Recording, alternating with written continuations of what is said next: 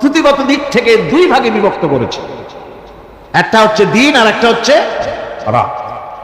وَجَعَلْنَا اللَّيْلَ لِبَاسًا وَجَعَلْنَا النَّهَارَ مَعَاشًا। আল্লাহ পাক বলেন, আমি দিনকে রুজি রোজগার করার জন্য, কামাই রোজগার করার জন্য দিন তৈরি করেছি, আর আরাম করার জন্য আমি রাতকে তোমাদের জন্য আচ্ছাদন করে দিয়েছি, তোমাদের জন্য রাতকে আরাম করার জন্য করে দিয়েছি। দিনের বেলায় কাজ করবে, রাতের বেলায় আরাম করবে। ঘুম আল্লাহর একটি নিয়ামত। ঘুম আল্লাহর কি? আল্লাহর এক বিরাট নিয়ামত। সারাদিন কাজ করার পর মানুষ যখন ঘুমায় যায়, সারাদিনের ক্লান্তি এবং শ্রান্তি সব শরীর থেকে দূর হয়ে যায়। সকাল বেলায় আবার কাজ করার জন্য শরীর প্রাণবন্ত আর সজীব হয়ে যায়। এই ঘুম যার হয় না, সেই বুঝতে পারে কি নিয়ামত সে হারায়। আল্লাহ পাক যেন সারা জীবন যতটুকু ঘুমের স্বাস্থ্যের জন্য আমাদের প্রয়োজন, আল্লাহ যেন এই নিয়ামত থেকে আমাদেরকে বঞ্চিত না করেন। আমরা বলি আমিন। ঘুমের জন্য মানুষ ঘুমাইতে না পারলে পাগল হয়ে যায়। কি বিরাট নিয়ামত এই ঘুম আল্লাহ পাক মানুষকে দিয়েছে। আমার বন্ধুগণ, এভাবে করে আল্লাহ রাব্বুল আলামিন মানুষের একঘেয়েমি দূর করার জন্য সকাল করেছেন, দুপুর করেছেন, বিকেল করেছেন, সন্ধ্যা করেছেন, রাত করেছেন, ঘুমাবার ব্যবস্থা করেছেন, কামাই রুজির ব্যবস্থা করে দিয়েছেন, রুজি রোজগার করার ব্যবস্থা করেছেন। সবকিছু তিনি রহমান বলে, তিনি দয়াবান বলে মানুষের সব প্রয়োজন আল্লাহ পাক মিটিয়ে দিয়েছেন। আল্লাহ সুবহানাহু ওয়া তাআলা তিনি বলছেন, আমার রহমতেই পৃথিবীর মাটি থেকে তোমাদের ফসল উৎপাদিত হয়। তোমরা দেখো, আফারাআইতুম মা তাহরুতুন আআনতুম তাজরাউনাহু আম নাহনু যারিউন। জমিন থেকে ফসল কে উদ্গত করে? উদ্ভিদকে কে গজায়? তুমি গজাও না, আমি গজাই। আল্লাহ পাক বলেন, সমস্ত উদ্ভিদগুলি আমি তোমাদের জন্য গজায় দেই, উঠায় দেই। এরপরে যখন ফসল হয়, ফসল পাকা দেখে মানুষ তখন মোষে তেল মাখে, ফুর্তি করে, আনন্দ করে। এবার ফসল খুব ভালো হয়েছে, ভালো করে গান দেব। মানুষেরাই চিন্তা করে, বেশি ফসল হয়েছে, গান বাজনা, থিয়েটার, গুনাগার বিবির গান, এগুলি ভালো করে শুনতে হবে। গাছে কাঁঠাল, গোপে তেল, জমিনে ফসল, মোষে তেল মাখে আনন্দ করে যে গান বাজনা করে। আল্লাহ পাক বলেন, দেখো, লাউ নাশাউ জাআলনাহু হুতামান ফাযানতুম তাফাক্কাহুন। যদি আমি ইচ্ছে করি তাহলে তোমার ফসলকে আমি কুটায় পরিণত করে দিতে পারি। তখন তো তুমি নিজের কপালে করাঘাত করবে আর বলবে, আহারে মাহরুম হয়ে গেলাম, বঞ্চিত হয়ে গেলাম। আল্লাহ যদি ইচ্ছে করেন তাহলে ফসলগুলিকে আল্লাহ পাক তুষে পরিণত করে দিতে পারেন না? সিটায় পরিণত করে দিতে পারেন না? অবশ্যই। সেই জন্য আল্লাহ পাক বলছেন, যেগুলি সব আমার ক্ষমতা, আমি আপন নিয়ামতে, আপন বরকতে, রহমান নামের কারণে আমি তোমাদের সব আমি গুছিয়ে দিচ্ছি। আল্লাহ পাক ফসলের জন্য, আপনার জমিনের ফসলের জন্য আল্লাহ পাক বিনা পয়সায় সারের ব্যবস্থা করে দিয়েছেন। জোরে কোন সুবহানাল্লাহ। সেই সারটা হচ্ছে কি? ওয়া মিন আয়াতিহি আইয়ুরিকুমুল বারকা খাউফান ওয়া তামাআ ওয়া ইউনাজ্জিলু মিনাস সামাই মা। আল্লাহ পাক বলেন, আমি আমার নিদর্শনাবলীর ভিতরে এটা হচ্ছে নিদর্শন, যা আকাশে বিদ্যুৎ চমকায়, মেঘের গর্জন আর বিদ্যুতের চমক, এই সবগুলি আমার নিদর্শন। বৃষ্টির পানির সাথে এগুলি এসে জমিনের ফসলকে বৃদ্ধি করে দেয়। জোরে বলেন সুবহানাল্লাহ। কৃষিবিদরা বলেছেন, যে বছর আকাশে যত বেশি বিদ্যুৎ চমকায়, সে বছর জমিনের ফসল তত বেশি বৃদ্ধি পায়। বিনা পয়সায় এ ধরনের আল্লাহ পাক ব্যবস্থা করে দিচ্ছেন। এরকম দরিয়ার মাছ, গোশত, তরি তরকারি, ফল, মৌসুম উপযোগী যা কিছু প্রয়োজন, এ সব কে দিচ্ছেন? বলেন না, কে দিচ্ছেন? ওয়ামা মিন দাব্বাতিন ফিল আরদি ইল্লা আলাল্লাহি রিজকুহা। এই পৃথিবীর বুকে এমন কোন বিচরণশীল জীব নাই যে জীবের রিজকের দায়িত্ব আল্লাহ পাক নিজ হাতে গ্রহণ করেন নাই। এবার দেখেন আল্লাহ পাক আরো বলছেন وَكَأَيٍّ مِّن دَابَّةٍ لَّا تَحْمِلُ رِزْقَهَا اللَّهُ يَرْزُقُهَا وَإِيَّاكُمْ। বহুত প্রাণী এমন আছে যে প্রাণীরা রিজেককে সঞ্চয় করে না। আমাদের রিজক তো সঞ্চয় করা আছে, আমাদের ব্যাংকে টাকা আছে, গোলায় ধান আছে, চাউল আছে, আছে কিনা? কম থাকুক বেশি থাকুক আছে তো। কিন্তু পৃথিবীতে এমন বহু প্রাণী আছে যাদের কোনো সঞ্চয় নাই। এই ধরনের অসংখ্য প্রাণীকে আল্লাহ রাব্বুল আলামিন বলেন, এই ধরনের অসংখ্য প্রাণীকে আমি আল্লাহ রাব্বুল আলামিন তাদের খেতে দেই। সকালবেলায় খালি পেট নিয়ে সমস্ত প্রাণীগুলি ঘর থেকে বেরিয়ে যায়, পানি থেকে, গর্ত থেকে, জঙ্গল থেকে সব বেরিয়ে গেল ক্ষুধার্ত পেটে। আবার বিকালবেলা পর্যন্ত সারাদিন তাদের আহার জোগাড় করে তাদের পেট ভরাইয়া সবগুলিকে আপন আপন গৃহের মধ্যে আমি আল্লাহ ফিরায় দেই।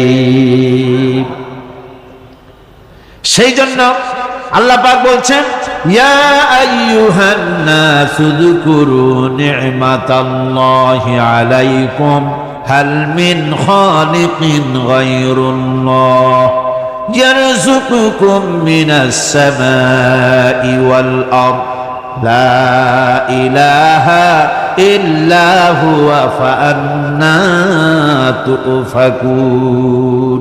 হে মানব সকল, স্মরণ করো আল্লাহ পাকের সেই নিয়ামতের কথা, যে নিয়ামত ওই আল্লাহ ছাড়া কে আছে যে তোমাকে আকাশ থেকে রিজকের ব্যবস্থা করেন, যিনি তোমাকে খাওয়ার দাওয়ার ব্যবস্থা করেন। তিনি ছাড়া কেউ নাই এই পৃথিবীর বুকে, আকাশে এবং জমিনে। তিনি এক এবং একক। ওয়া ইলাহুকুম ইলাহু ওয়াহিদ লা ইলাহা ইল্লা হুয়ার রাহমানুর রহিম। তিনি হচ্ছেন তোমাদের ইলাহ, তিনি এক, তিনি একক। সুতরাং তিনি হচ্ছেন পরম দাতা এবং বিশেষ নিয়ামত যিনি দেন, পরম দাতা এবং দয়ালু। কোরআনে কারিমে যখনই আমরা বলেছি আলহামদুলিল্লাহি রাব্বিল আলামিন, আল্লাহ পাক খুশি হয়েছে। প্রশ্ন হয়েছে তার কি আরো কোন গুণ আছে? জবাবে বলেছি আর রহমানির রহিম, তিনি পরম দাতা, তিনি দয়ালু। সুবহানাল্লাহ, তিনি রহিম। পরকালে কিয়ামতের ভয়াবহ দিনে বান্দার জন্য তিনি রহিম হবেন। দুনিয়ায় তো অবারিত উন্মুক্ত হস্তে সকলকে দিচ্ছেন, আর কিয়ামতের দিন আল্লাহ পাক রহিম হবেন তার বান্দাদের জন্য। কোরআন বলছে তিনি হচ্ছেন রহমান, মানুষের জন্য তিনি রহমান দেন। তার দয়া অফুরন্ত, এত দয়া যে তিনি যদি প্রত্যেক কথায় কথায় আমাদেরকে শাস্তি দিতেন তাহলে আমাদের বাঁচার কোনো পথ ছিল না, ঠিক কিনা? কোরআনে কারিমে আল্লাহ পাক বলেছেন, ওয়ামা আসাবাকুম মিন মুসিবাতিন ফাবিমা কাসাবাত আইদিকুম ওয়া ইয়াফু আন কাসীর। তোমাদের উপরে যত বিপদ আসে সমস্ত বিপদগুলি তোমাদের হাতের কামাই করা, নিজেদের রোজগার করা, তোমাদের নিজেদের হাতের কামাই করা। ওই হাতের কামাই করার কারণে সেগুলির জন্য যে আযাব হওয়া উচিত ছিল আমি অনেকগুলি ক্ষমা করে দেই,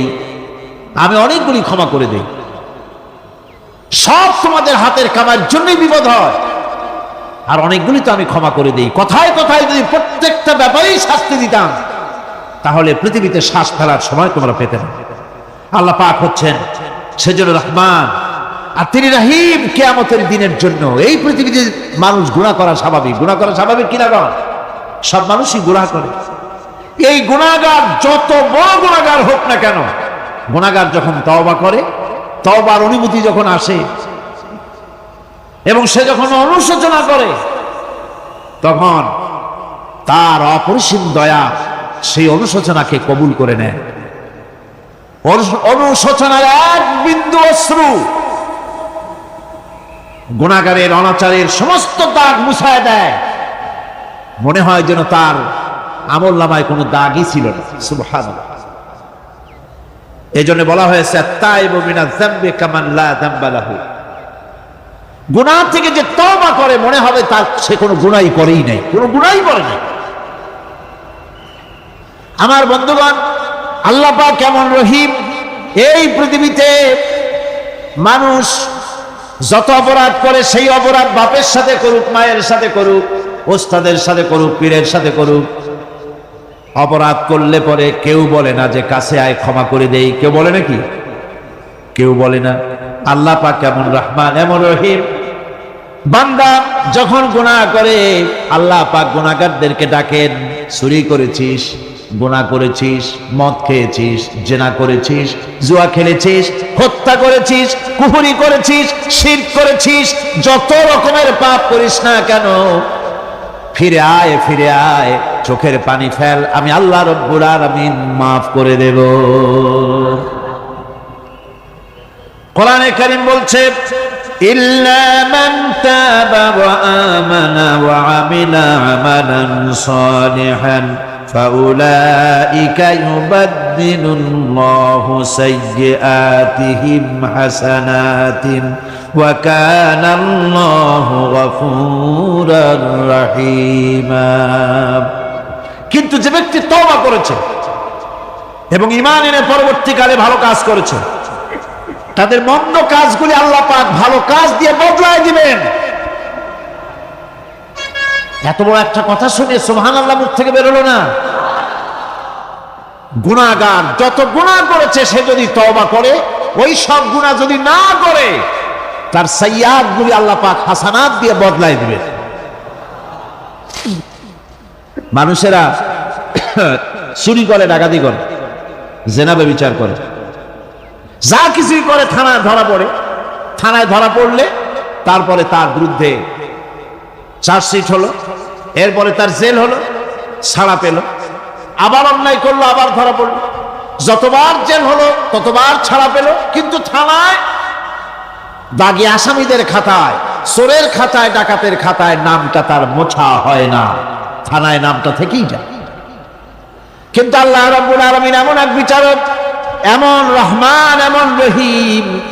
মানুষ যদি গুনাহ করে, যত বড় গুনাহ করুক, এই গুনার পরে সে যদি অনুশোচনা করে, তওবা করে, গুনাহ থেকে যদি ফিরে থাকে, আর যদি সেই গুনাহ না করে, আল্লাহ পাক বলেন শুধু মাফ করি না, গুনার খাতায় যে নামটা ছিল নামটাও আমি আল্লাহ মুছে ফেলে দেই। এই হচ্ছে রহমান, এই হচ্ছে রহিম, এই হচ্ছে তার অফুরন্ত দয়া, যে দয়ার কোনো শেষ নাই। এক্ষেত্রে আল্লাহ রাব্বুল আলামিন তার দয়া ও ক্ষমার বিশাল ব্যক্তির কথা উল্লেখ করেছেন, যার কোনো সীমা। কোরআনে কারীম বলছে, কুল ইয়া ইবাদিয়াল্লাযীনা আসরাফু আলা আনফুসিহিম লা তাকনাতু মির রাহমাতিল্লাহ। হে আমার ওই সব বান্দাগণ যারা নাকি পাপাচার করে অশ্লীলতার মধ্যে নিমজ্জিত হয়ে নিজেদের জীবনকে নষ্ট করেছে, তোমরা তোমার অনাচার যত কঠিন হোক, যত বেশি হোক, আমার রহমত থেকে নিরাশ হও না। সুবহানাল্লাহ, আমার রহমত থেকে নিরাশ হও না। যত বড় পাপ করে থাকো, আমার রহমত থেকে নিরাশ হও না। ইন্নাল্লাহা ইয়াগফিরুয যুনুবা জামিআ ইন্নাহু হুয়াল গফুরুর রহিম।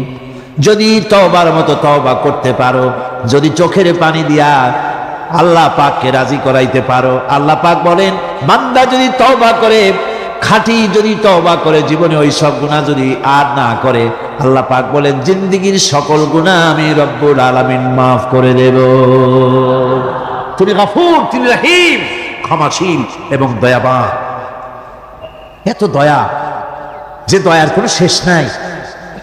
আল্লাহ পাকের দয়াকে, তার রহমতকে, তার করুণাকে তিনি 100 ভাগ করেছেন। এই 100 ভাগে 1 ভাগ গোটা পৃথিবীতে তিনি ছড়িয়ে দিয়েছেন, আর 99টা ভাগ কার কাছে?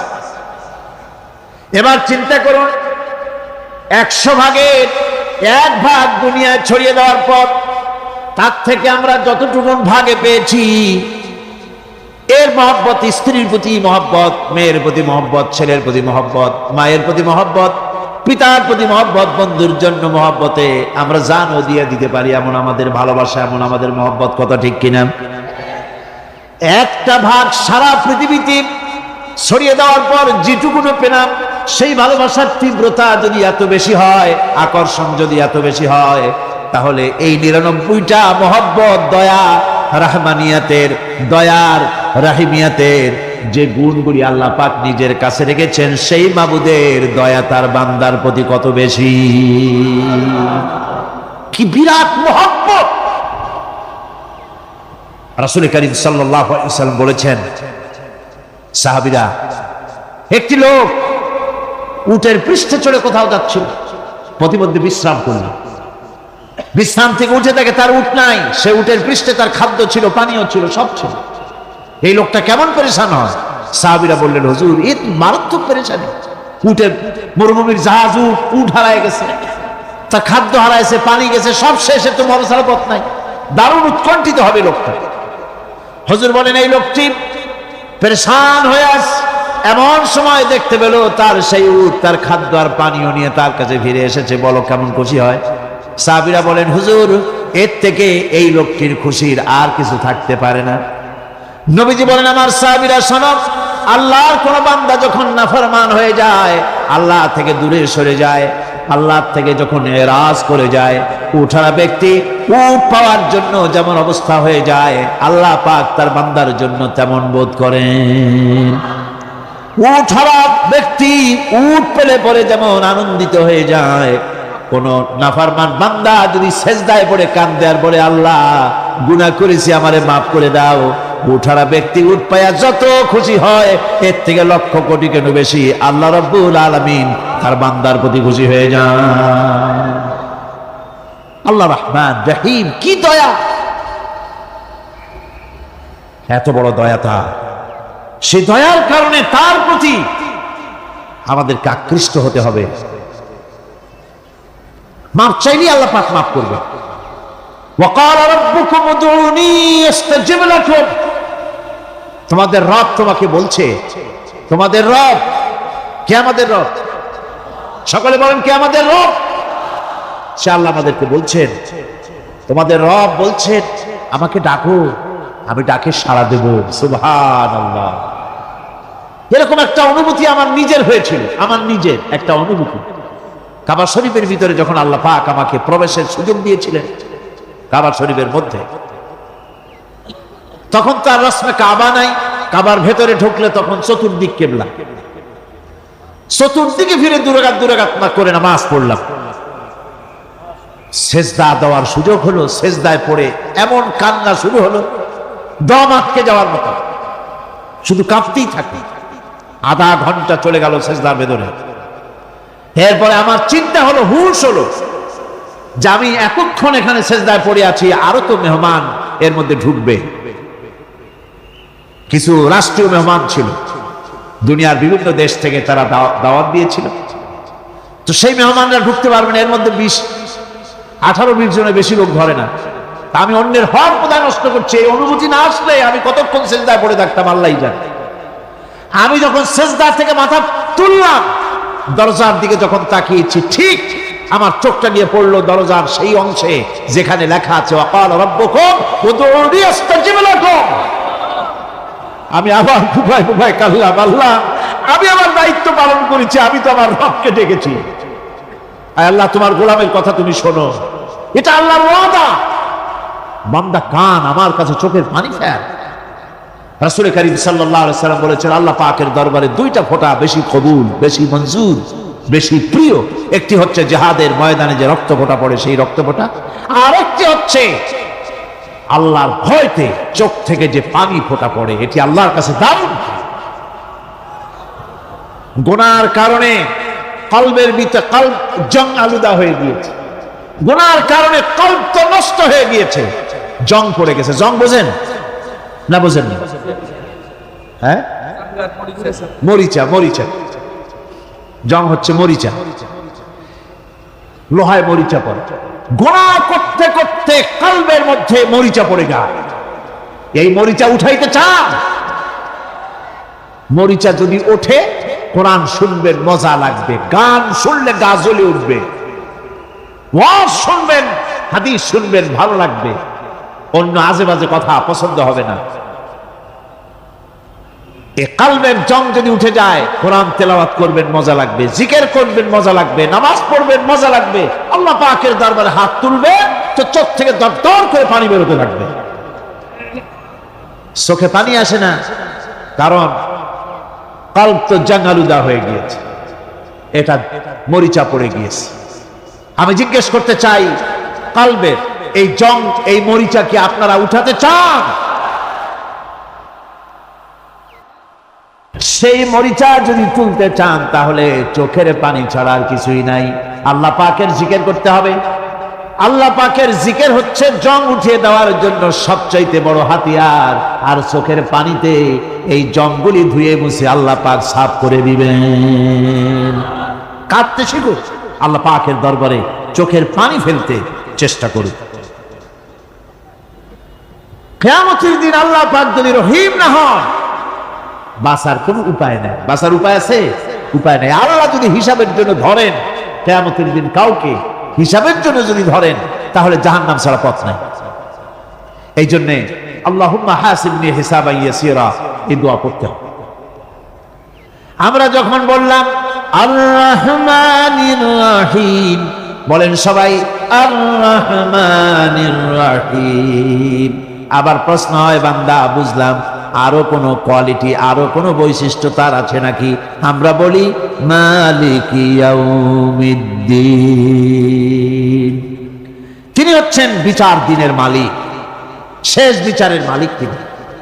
একদিকে এটাকে ব্যালেন্স করা হয়েছে, একদিকে অফুরন্ত রহমত, যার কোনো কুল নাই, কিনারা নাই।